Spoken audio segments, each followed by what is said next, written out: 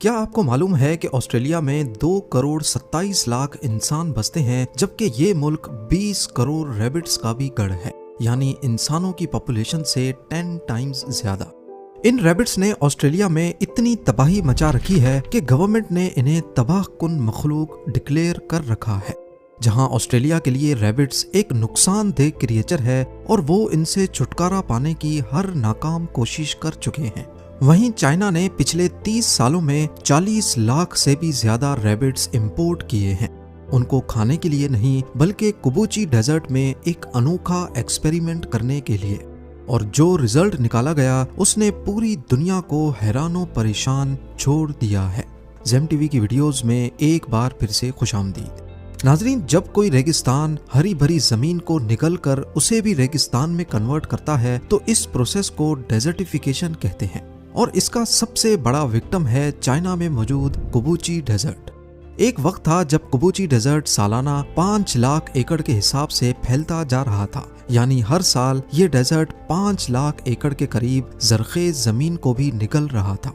उस वक्त चाइना ने एड़ी चोटी के जोर लगाए और डेजर्टिफिकेशन के इस रेट को कम करने की कोशिश की।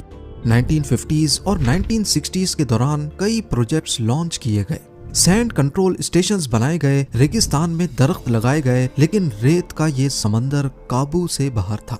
फिर एक दिन वैंग वैनबियाओ नामी एक लोकल एंटरप्रेन्योर ने सब कुछ बदल दिया।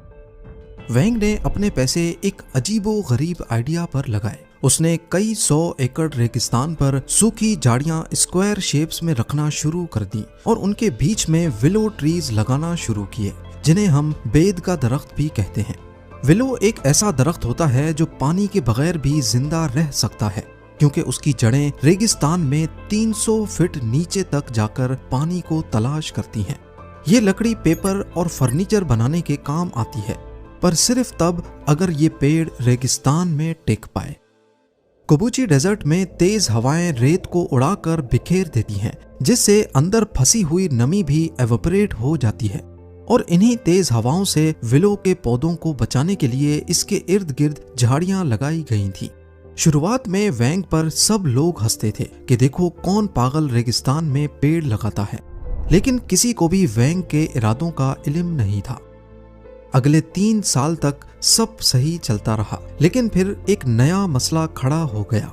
विलोज के पेड़ को अब स्पेशल केयर की जरूरत थी। अगर उन्हें पेपर और फर्नीचर इंडस्ट्री को बेचना था तो जरूरी था कि पेड़ की नई टहनियों को फौरन काट दिया जाए ताकि दरख्त का मेन तना मोटा हो जाए।